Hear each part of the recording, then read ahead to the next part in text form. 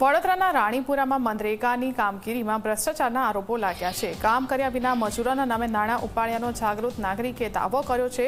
Job કાર્ડમાં નામ સાચા છે, પરંતુ ફોટા અન્ય વ્યક્તિઓના લગાવાયાનો આરોપ છે।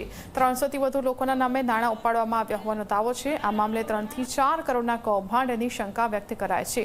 શ્રમિકોના બદલે મશીનથી કામગીરી કરાયા હોવાના ગંભીર આરોપો લાગ્યા છે। રાણીપુરા ગામના તળાવનું આશરે 60 ફૂટનું ખોદકામ કરાયાનો દાવો છે। તળાવમાંથી નીકળેલી માટી પણ વેચી દેવામાં આવી હોવાનો આરોપ લાગ્યો છે। મનરેગાના માસ્ટર રોલ અને જોબ કાર્ડની તપાસની માંગ છે। પેમેન્ટ રેકોર્ડની પણ તપાસની માંગ છે। નિષ્પક્ષ તપાસ થાય તો મોટું કૌભાંડ બહાર આવે તેવી શક્યતા વ્યક્ત કરાઈ છે। ત્યારે મનરેગા હેઠળની અંદર જે કામ ચાલી રહ્યા છે, બહુ ભ્રષ્ટાચાર ચાલી રહ્યો છે।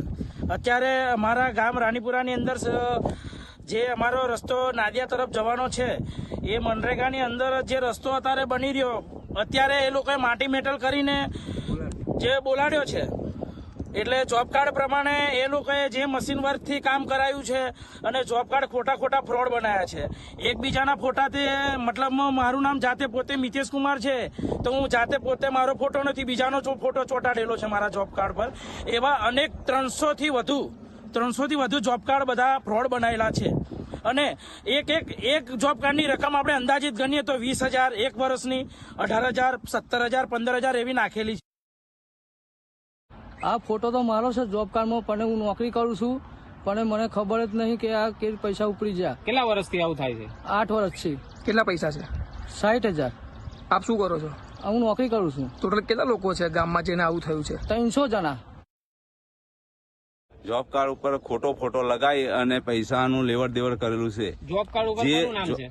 જોબ કાર્ડ ઉપર મારું નામ ફતેહસિંહ મેલાભાઈ છે। ફોટો કોનો છે? ફોટો બીજા કોઈનો લગાવી અને તેનો વ્યવહાર કરેલો છે। કેટલા વર્ષથી આવું થઈ રહ્યું? આવથી 7 થી 8 વર્ષથી કરેલું છે। કેટલા રૂપિયા હશે? અને કમસે કમ 70,000 જેવું હશે। ટોટલ ગામમાં આવા ગામમાં 300 કાર્ડ બનાવ્યા છે ખોટી રીતના। એ લોકોએ આજે પાવડા લઈને ઉભા રાખ્યા છે અને ફોટા પાડીને ખોટા પૈસા સરકારશ્રીના વસૂલાઈ લીધા છે। આપની શું માંગણી છે? અમારી માંગણી કે સરકારશ્રીને જે આ પૈસા લીધા છે પરત મળે, અને અમારી એવી માંગણી છે કે એ લોકોને કાયદેસરની કાર્યવાહી એ લોકો ઉપર થવી જોઈએ। સરકારશ્રીને અમારી નમ્ર વિનંતી, અમારા ગામ વતી અમે નાગરિકો એવું કહેવા માંગીએ છીએ કે આ લોકોને સજા થવી જોઈએ।